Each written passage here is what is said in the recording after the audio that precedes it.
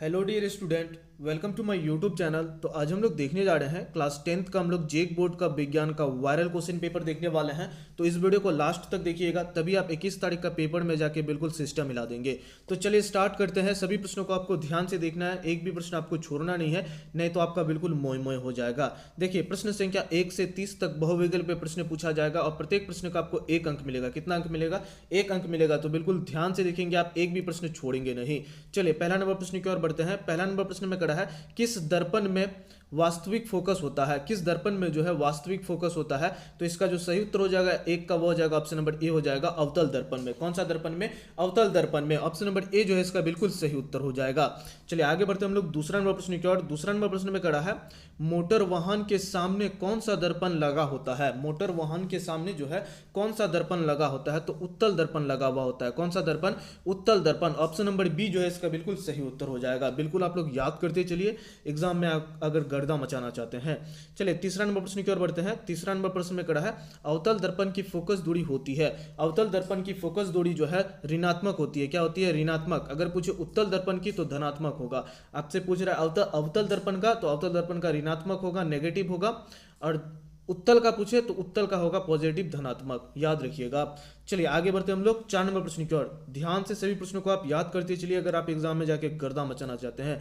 4 number प्रश्न में कड़ा है, हजामती दर्पण के रूप में किस दर्पण का उपयोग होता है? हजामती दर्पण के रूप में किस दर्पण का उपयोग होता है? तो 4 का जो सही उत्तर होगा वो हो जाएगा ऑप्शन नंबर ए, अवतल दर्पण का। कौन सा दर्पण का? अवतल दर्पण। ऑप्शन नंबर ए जो है इसका बिल्कुल सही उत्तर हो जाएगा। चलिए आगे बढ़ते हम लोग 5 नंबर प्रश्न की ओर। बिल्कुल आप लोग याद करते चलिए, अगर आप एग्जाम में जाके गर्दा मचाना चाहते हैं। 5 नंबर प्रश्न में कड़ा है, प्रिज्म द्वारा प्रकाश की कौन सी परिघटना होती है? प्रिज्म के द्वारा प्रकाश की कौन सी परिघटना घटती है? ऑप्शन नंबर ए है आपका परावर्तन, ऑप्शन नंबर बी अवघटन, ऑप्शन नंबर सी है वर्ण विक्षेपण और ऑप्शन नंबर डी है इनमें से कोई नहीं। तो प्रिज्म के द्वारा जो होता है प्रकाश का वर्ण विक्षेपण होता है। ऑप्शन नंबर सी जो है इसका बिल्कुल सही उत्तर हो जाएगा। आप लोग याद करते चलिए, अगर आप एग्जाम में जाके गर्दा मचाना चाहते हैं। चलिए 6 नंबर प्रश्न की ओर बढ़ते हैं। कड़ा जड़ा दृष्टि दोष किस प्रकार के लेंस के द्वारा दूर किया जाता है? जड़ा दृष्टि दोष जो है किस प्रकार की लेंस के द्वारा दूर किया जाता है? ऑप्शन नंबर ए आपका अवतल दर्पण, ऑप्शन नंबर बी है उत्तल दर्पण, ऑप्शन नंबर सी है द्विफोकस और ऑप्शन नंबर डी है इनमें से कोई नहीं।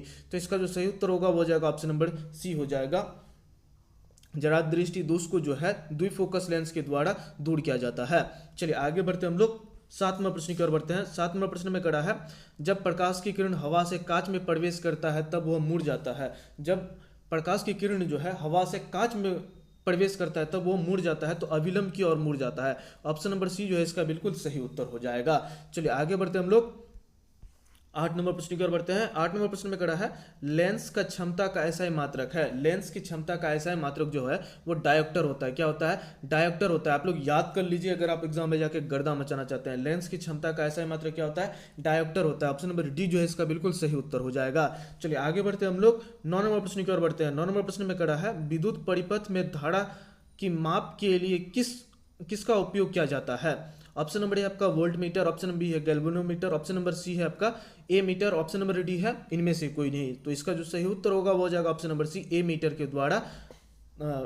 ए मीटर के द्वारा जो है विद्युत परिपथ में धारा को मापा जाता है। ऑप्शन नंबर सी जो है इसका बिल्कुल सही उत्तर हो जाएगा। चलिए आगे बढ़ते हम लोग 10 नंबर प्रश्न की ओर बढ़ते हैं। 10 नंबर प्रश्न में कड़ा है, किसी बल्ब से 1 मिनट में 120 कूलम आवेश प्रवाहित होता है तो प्रवाहित धारा का मान होगा।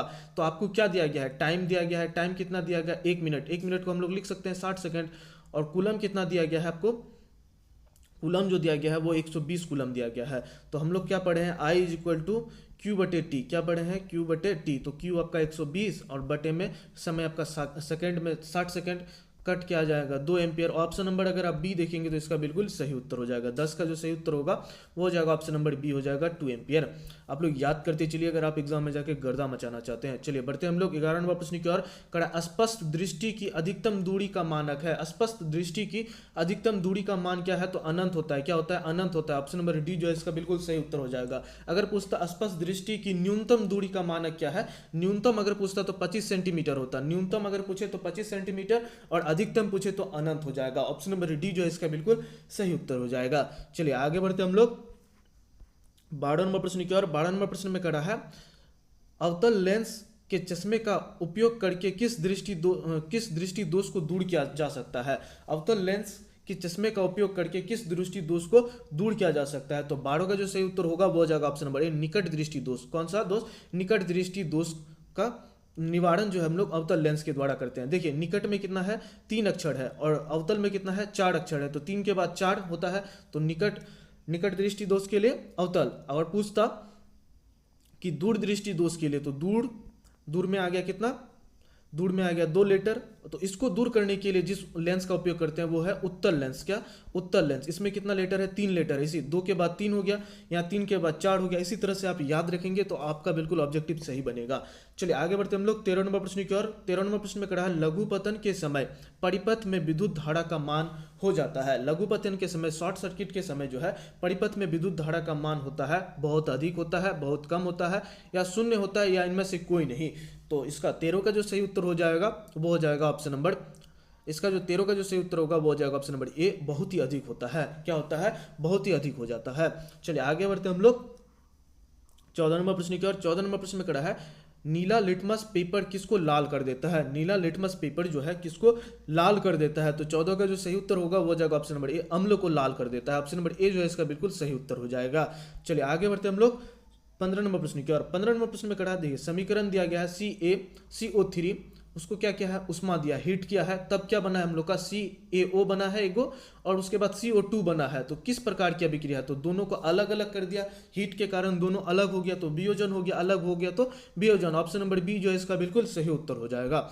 चलिए आगे बढ़ते हम लोग 16 नंबर प्रश्न की ओर बढ़ते हैं। 16 नंबर प्रश्न में कहा है शोषण कैसी रासायनिक अभिक्रिया है। शोषण जो है कैसी रासायनिक अभिक्रिया है। तो 16 का जो सही उत्तर होगा वो हो जाएगा ऑप्शन नंबर ए, उष्माक्षेपी अभिक्रिया है। कैसा अभिक्रिया है? उष्माक्षेपी अभिक्रिया है। शोषण किस प्रकार की रासायनिक अभिक्रिया है? उष्माक्षेपी रासायनिक अभिक्रिया है। ऑप्शन नंबर ए जो है इसका बिल्कुल सही उत्तर हो जाएगा।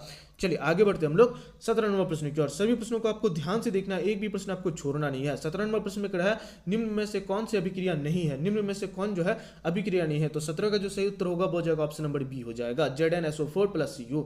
चलिए आगे बढ़ते हम लोग 18 नंबर प्रश्न की ओर। 18 नंबर प्रश्न में कहा है जल के विद्युत अपघटन में कैथोड पर कौन सा गैस मुक्त होता है। जल के अपघटन, विद्युत अपघटन में कैथोड पर कौन सा गैस मुक्त होता है, निकलता है। तो इसका जो 18 का जो सही उत्तर होगा वो हो जाएगा ऑप्शन नंबर ए, H2 निकलता है। क्या निकलता है? H2 निकलता है। चलिए आगे बढ़ते हम लोग 19 नंबर प्रश्न की ओर बढ़ते हैं। 19 नंबर प्रश्न में कहा है उपचयन अपचयन अभिक्रिया का दूसरा क्या नाम है, नाम क्या है। तो इसका जो 19 का जो सही उत्तर हो जाएगा वो हो जाएगा ऑप्शन नंबर सी हो जाएगा, रिडॉक्स अभिक्रिया नाम है। क्या नाम है? अब रिडॉक्स अभिक्रिया को उपचयन अपचयन अभिक्रिया भी कहते हैं। ऑप्शन नंबर सी जो है इसका बिल्कुल सही उत्तर हो जाएगा। चलिए आगे बढ़ते हम लोग 20 नंबर प्रश्न की ओर बढ़ते हैं। 20 नंबर प्रश्न में कहा है निम्न में विद्युत का सर्वोत्तम चालक कौन है। तो इसका जो सही उत्तर होगा वो हो जाएगा ऑप्शन नंबर ए, कॉपर जो है विद्युत का सर्वोत्तम चालक है। ऑप्शन नंबर ए जो है इसका बिल्कुल सही उत्तर हो जाएगा। बिल्कुल आप लोग याद करते चलिए तभी आप सिस्टम हिला पाएंगे। चलिए बढ़ते हम लोग 21 नंबर प्रश्न की ओर करा है निम्न में से कौन दुर्बल अम्ल है। निम्न में से कौन जो है दुर्बल अम्ल है।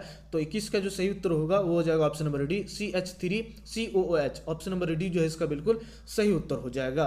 चलिए आगे बढ़ते हम लोग 22 नंबर प्रश्न की ओर। 22 नंबर प्रश्न में कहा है अम्ल के जलीय विलयन में उत्पन्न होता है। अम्ल के जलीय विलयन में क्या उत्पन्न होता है। तो 22 का जो सही उत्तर होगा H+ आयन उत्पन्न होता है। H+ आयन जो है अम्ल का जलीय विलयन में उत्पन्न होता है। ऑप्शन नंबर ए जो है इसका बिल्कुल सही उत्तर हो जाएगा। चलिए आगे बढ़ते हम लोग 23 नंबर प्रश्न की ओर बढ़ते हैं। 23 नंबर प्रश्न में कहा है दही में कौन सा अम्ल पाया जाता है। दही में कौन सा अम्ल पाया जाता है। तो 23 का जो सही उत्तर हो जाएगा वो हो जाएगा ऑप्शन नंबर बी हो जाएगा, लेटिक अम्ल पाया जाता है। कौन सा अम्ल पाया जाता है? लेटिक अम्ल पाया जाता है। दही में कौन सा अम्ल पाया जाता है। तो याद रखिएगा लेटिक अम्ल पाया जाता है। ऑप्शन नंबर बी जो है इसका बिल्कुल सही उत्तर हो जाएगा। चलिए आगे बढ़ते हम लोग 24 नंबर प्रश्न की ओर बढ़ते हैं। 24 नंबर प्रश्न में कहा है अम्लीय विलयन का पीएच मान होता है। अम्लीय विलयन का पीएच मान होता है। तो 24 का जो सही उत्तर, देखिए आपसे पूछ रहा है अम्लीय विलयन का पीएच मान क्या होगा। तो 7 से कम होगा। अगर आपसे पूछा कि क्षारीय विलयन का पीएच मान क्या होगा, तो क्षारीय का जो है 7 से अधिक होता है।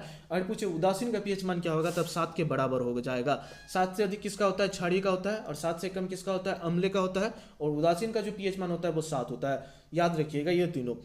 देखिए आपको हूबहू यही प्रश्न पूछ दे कोई जरूरी नहीं है, लेकिन आपको हम जो बता रहे हैं इसी तरह से आप याद रखेंगे तो आपका बिल्कुल सभी ऑब्जेक्टिव बन जाएगा। चलिए 25 नंबर प्रश्न की ओर बढ़ते हैं। कड़ा है एथेनॉल सोडियम से अभिक्रिया करके कौन सा गैस बनता है। तो इसका जो सही उत्तर होगा 25 का वो हो जाएगा ऑप्शन नंबर ए, H2 बनता है।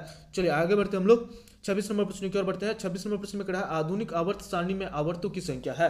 आधुनिक आवर्त सारणी में जो है आवर्तों की संख्या कितनी है। तो 26 का जो सही उत्तर होगा वो हो जाएगा ऑप्शन नंबर ए, 7 है। कितनी है? 7 है। चलिए आगे बढ़ते हम लोग 27 नंबर प्रश्न की ओर 27 नंबर प्रश्न में कहा स्वपोषी पोषण के लिए आवश्यक है, स्वपोषी पोषण के लिए आवश्यक है। देखिए CO2 तथा जल भी आवश्यक है, क्लोरोफिल भी आवश्यक है, सूर्य का प्रकाश भी, सूर्य का प्रकाश के बिना खाना कैसे बनाएगा, तो वो भी आवश्यक है। तो ऑप्शन नंबर सी भी सही है। ऑप्शन नंबर ए CO2 भी और जल भी दोनों आवश्यक है, और क्लोरोफिल भी आवश्यकता है। तो ऑप्शन नंबर डी जो है इसका बिल्कुल सही उत्तर हो जाएगा इनमें से सभी।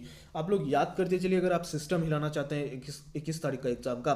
चलिए आगे बढ़ते हम लोग 28 नंबर प्रश्न की ओर। कहा जठर ग्रंथ पाई जाती है, जठर ग्रंथ पाई जाती है, तो इसका जो 28 का जो सही उत्तर होगा वो हो जाएगा ऑप्शन नंबर ए अमाशय में पाई जाती है। किस में पाया जाता है, अमाशय में, स्टोमाचा में पाया जाता है। किस में पाया जाता है, स्टोमाचा। ऑप्शन नंबर ए जो है इसका बिल्कुल सही उत्तर हो जाएगा।